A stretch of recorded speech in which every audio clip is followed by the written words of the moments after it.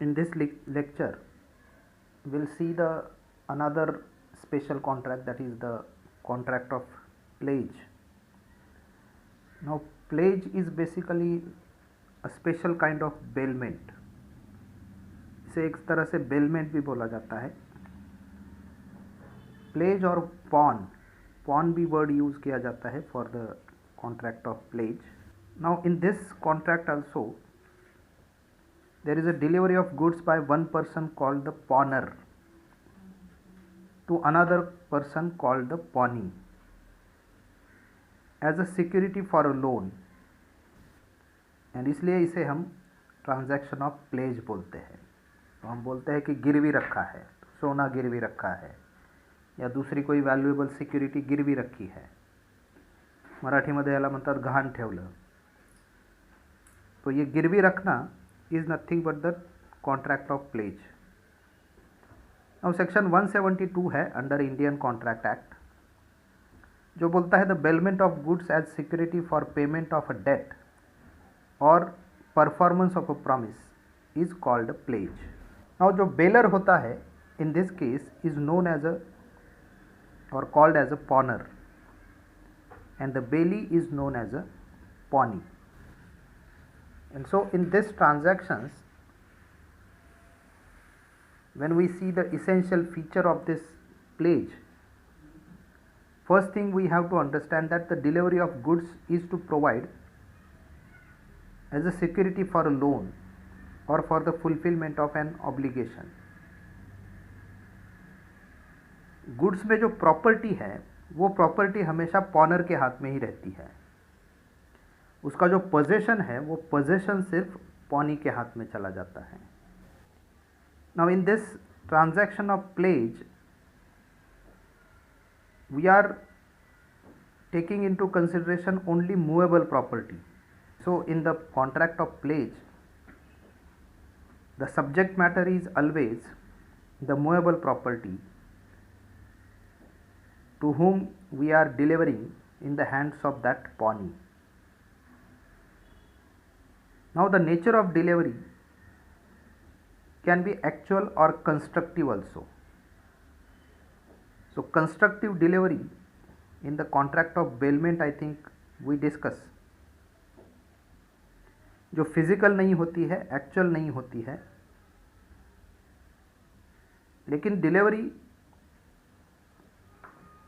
in the form maybe of a document or a receipt or a bill of lading, and that document can also be considered as a delivery of that particular goods. Next, only a person in judicial or in de jure possession of the goods can make a valid pledge. Now de jure possession का मतलब है possession in law, legal possession. जो मेरा है ही नहीं मैं दूसरे को एज अ सिक्योरिटी नहीं दे सकता. I should have the title, I should have the legal possession of that particular goods so that I can make the pledge in regards with that particular goods. So goldsmith के पास अगर gold pledge करना है, गिरवी रखना है, so the person who is giving that gold to the goldsmith must have the legal possession of that particular gold, and that is called a de jure possession of the goods, or a person who is having a judicial possession in regards with that particular goods. So इसका मतलब है de facto possession sufficient नहीं है. de facto possession का मतलब है possession in fact. So for making a valid pledge there is a requirement of de jure possession, and so it is a basic requirement to constitute a valid pledge that a person holding a legal possession, de jure possession, judicial possession of the goods only can make a valid pledge. That we need to understand. Pawnee जो गुड्स को possess कर रहा है as a security for the loan or debt what he given to the pawner, उसके क्या rights है. पहला है राइट ऑफ रिटेनर. नाउ इसमें भी हम देखते हैं as like rights of a bailee, that pawnee has a particular lien over goods pawn.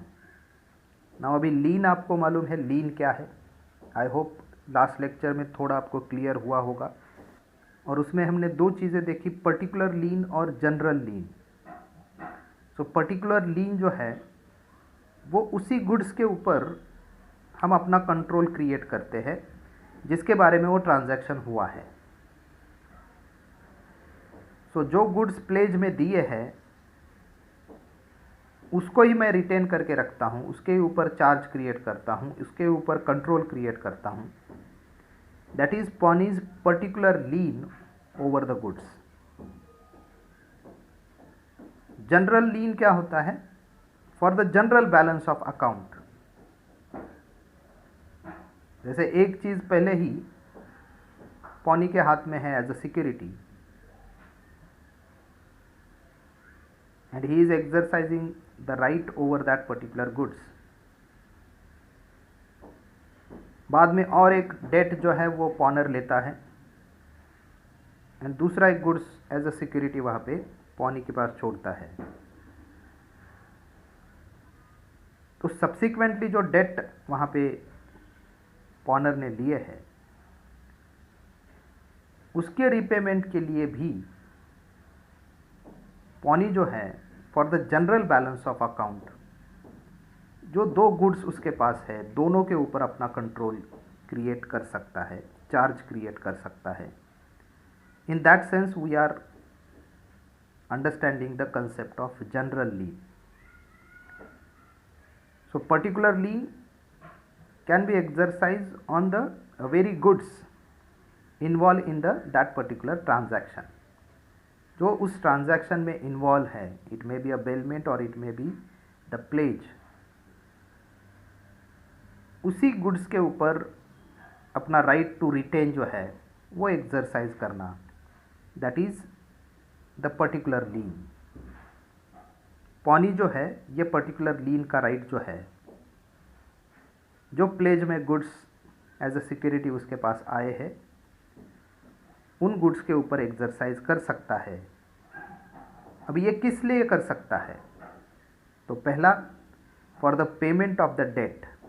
जो पॉनर ने डेट लिए है, लोन लिया है उससे, उसके पेमेंट के लिए ये उन गुड्स के ऊपर अपना जो राइट है वो एक्सरसाइज कर सकता है।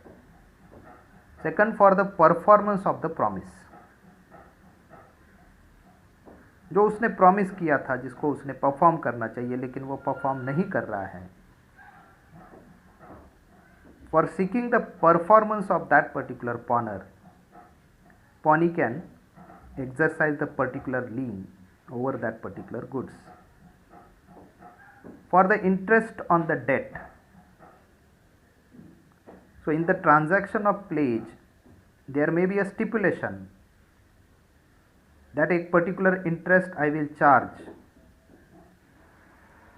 in regards with that debt, और वो अगर इंटरेस्ट पॉनर पे नहीं करता है, then in that case also the pawnee can exercise the particular lien over the goods. For all the necessary expenses incurred by the pawnee in respect of possession or preservation of the goods pledge, उस goods को preserve करने के लिए, possess करने के लिए जो भी नेसेसरी एक्सपेंसेस पॉनी से स्पेंट हुए हैं, इनकर्ड हुए हैं, उन सारे एक्सपेंसेस को रिकवर करने के लिए भी पॉनी जो है ये राइट टू रिटेन जो है उन प्लेज गुड्स के ऊपर एक्सरसाइज कर सकता है। And this is provided in section 173 of the Indian contract act. और जहाँ तक पॉनी के दूसरे राइट्स की बात हम करते हैं, right to extraordinary expenses incurred.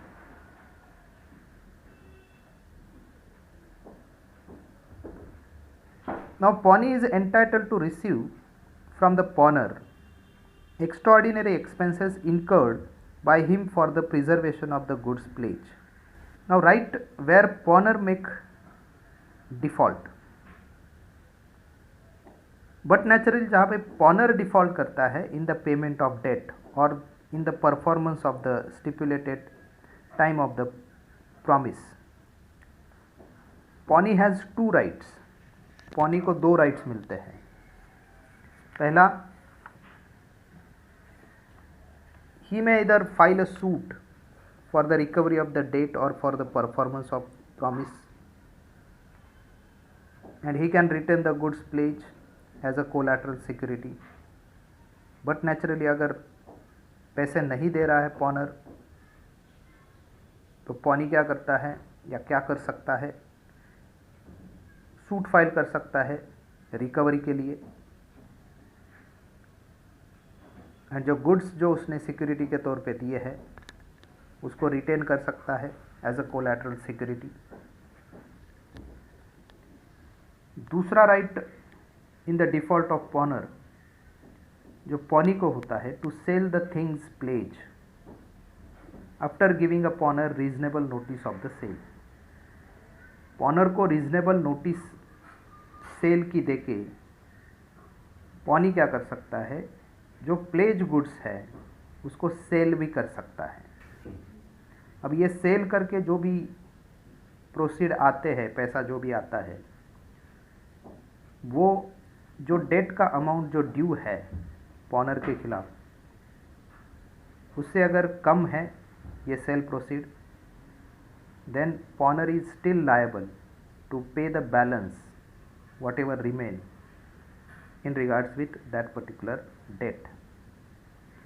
अगर वो सेल प्रोसीड या वो सेल करके जो भी पैसा आता है, if that is greater than the amount due, then the pawnee shall pay over the surplus to the pawner. तो पॉनी ने क्या करना चाहिए, जो ज़्यादा अमाउंट आया है उस गुड्स को सेल करके वो वहाँ पे पॉनर को रिटर्न करना चाहिए, रिटर्न देना चाहिए after deducting the that particular amount of debt. Now this is provided in section 176 of the Indian Contract Act. तो सेक्शन 176 में पॉनी का राइट दिया है, जहाँ पे पॉनर अगर डिफॉल्ट करता है तो pony how he can exercise his right against that particular पॉनर। तो ये बेसिक राइट्स हैं जो pony against that particular goods और अगेंस्ट दैट पर्टिकुलर पॉनर वो वहाँ पे एक्सरसाइज करता है। नाउ पॉनर का एक राइट होता है इसमें, जैसे पॉनी का राइट है वैसे पॉनर का भी एक राइट है, that is right to redeem. ये दिया है सेक्शन 177 में। रिडीम का मतलब है टू गेट बैक। तो बट नेचुरली जो डेट पॉनर ने लिया है, जिसके अगेंस्ट उसने अपनी कोई goods as a security pawnee के पास दी है, once he has paid all that particular debt to the pawnee, he has a right to get back that particular goods what he deliver to that pawnee as a security for the debt, and this is provided in section 177 of the Indian Contract Act. So जो defaulting पॉनर है, जिसने date repay नहीं किए हैं, पे नहीं किए हैं, उसको भी राइट टू रिडीम है। He has also right to redeem the goods pledge at any subsequent time before the actual sale of that particular goods. तो जब पॉनी ये अंडरस्टैंड करता है कि पॉनर जो है वो पैसे पे ही नहीं करेगा, तो ऐसे में अपना राइट वो एक्सरसाइज करता है, लेकिन there is a limit up to what he can exercise his right to sell that particular goods. So पॉनर का जो right to redeem है, that is exist till the that particular actual sale of the goods. लेकिन ऐसी situation में पॉनर ने because of his default जो necessary expenses वहाँ पे अरोज हुए हैं, जो एडिशनल एक्सपेंसेस वहाँ पे अरोज हुए हैं, वो एक्सपेंसेस भी पॉनी को पे करना चाहिए. So once the pawnee sells the goods, pawner's right to redeem is terminated, extinguished. But जब तक वो गुड्स को सेल नहीं करता है,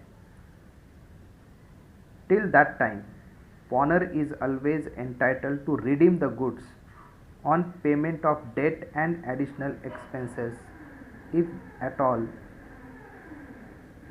there, and that is pawner's right to redeem that particular goods. Now इसमें हमने एक बेसिक रूल जो देखा, जब प्लेज होता है तो who can make a valid pledge. So हम लर्न करते हैं कि भाई जो पर्सन जुडिशली उस गुड्स को पजेस करता है, लीगली उस गुड्स को पजेस करता है, who is entitled to de jure possess that particular goods, only that person can make a valid pledge. लेकिन कुछ ऐसे सर्कमस्टेंसेस होते हैं कि जिसमें non owner can also make a valid pledge. तो उस बंदे के गुड्स नहीं हैं, the goods is of actual another's, लेकिन फिर भी वो वहाँ पे वैलिड प्लेज कर सकता है. तो वो सर्कमस्टेंसेस कौन से होते हैं? तो सेक्शन 178 बोलता है प्लेज बाय मर्केंटाइल एजेंट. अभी ये मर्केंटाइल एजेंट जो है, क्योंकि एजेंसी का जो चैप्टर है वो नेक्स्ट हमारा कॉन्ट्रैक्ट है.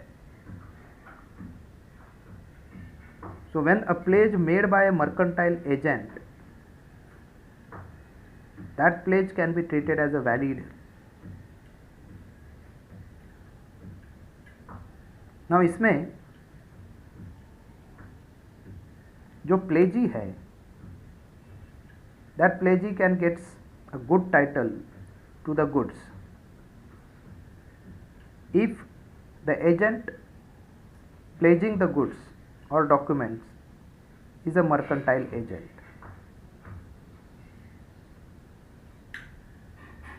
Now what is mercantile agent? Mercantile agent वो पर्सन है, वो एजेंट है जो ऑर्डिनरी कोर्स ऑफ बिजनेस में एज ए एजेंट काम करता है, जिसको प्रिंसिपल ने अथॉरिटी दी है to buy the goods or to sell the goods or to consign the goods for sale or to raise money on the security of the goods. So जब principal ने खुद उसको वहाँ पे एज ए एजेंट अपॉइंट किया है और principal ने उसको अथॉरिटी दी है कि तुम क्या कर सकते हो, एज ए सिक्योरिटी ये गुड्स किसी दूसरे को दे सकते हो और उसके ऊपर जो मनी रेज करना है वो काम तुम कर सकते हो. तो but naturally being a agent also the person is authorised to make a pledge in regards with such particular goods. And so as per section 178, a mercantile agent who is a non-owner of the goods, but as he is a mercantile agent who is having authority to sell the goods or to consign the goods or to give the goods in security and to raise the money in regards with the goods, such mercantile agent can make a valid pledge. Pledge by a person in possession of goods under a voidable contract. The agreement which is enforceable at the option of one party but it is not enforceable at the option of another party, then that is known as a voidable contract. Now अवैध जे म्हणतो आपण, अवैध म्हणजे ज्या दोन्ही party त्याला अंमलबजावणीत आणू शकत नाही त्याला आपण अवैध म्हणतो. ज्यावेळी आपण वैध म्हणतो त्यावेळी आपण तो जो करार आहे तो अंमलबजावणीत आणू शकतो कायद्याप्रमाणे, त्याला आपण वैध म्हणतो. आता ह्या दोघांच्या मधली जी सिच्युएशन आहे की ज्याच्यामध्ये एक पार्टी जे आहे की त्या ठिकाणी तो करार जो आहे तो अंमलबजावणीत आणू शकते किंवा त्या कराराला बाजूला ठेवू शकते, म्हणजे नकार देऊ शकते. तो अंमलबजावणीत नाही आणायचा हा जो अधिकार आहे तो पण त्या ठिकाणी एक्झरसाइज करू शकते. त्याला आपण वॉइडेबल कॉन्ट्रॅक्ट असं म्हणतो. Now with reference to this voidable contract, the second point says that the pledge by a person in possession of goods under a voidable contract. So when a person acquires the possession of goods under a contract induced by coercion, undue influence, fraud, misrepresentation, the other party to the contract is entitled to rescind it as per section 19 or 19A of the Indian Contract Act and get back his goods. जिस बंदे ने goods का possession acquire किया है contract के अंदर bye coercion और undo influence, fraud और मिसरिप्रेजेंटेशन, तो यहाँ पे बट नेचुरली जो दूसरी पार्टी है टू दैट पर्टिकुलर कॉन्ट्रैक्ट, ये उसका राइट होता है कि उस कॉन्ट्रैक्ट को वहाँ पे टर्मिनेट करे एज पर सेक्शन 19 और 19A ऑफ द कॉन्ट्रैक्ट, और उसके जो गुड्स वहाँ पे under the influence of coercion और अनडू इन्फ्लुएंस और फ्रॉड और मिसरिप्रेजेंटेशन जो लिए गए हैं उसका पोजेशन वो वापस ले. He should get back his goods. लेकिन if before he can avoid that particular agreement, the person in possession of that particular goods pledges them to an innocent person, then such an innocent pawnee gets a good title if he has acted in good faith and has no notice of the defective title of the pawner. This right is recognized in section 178A of the Indian Contract Act. Next है pledge by a seller in possession of goods after sale. Nita कमरे mute करा. हाँ, pledge by a seller in possession of goods after sale. Now if a person after having a sold goods continues to be in possession of the goods or of the documents of the titles of the goods, a pledge made by such a person or by his mercantile agent is valid if the person receiving the goods has acted in good faith and has no notice of the previous sale.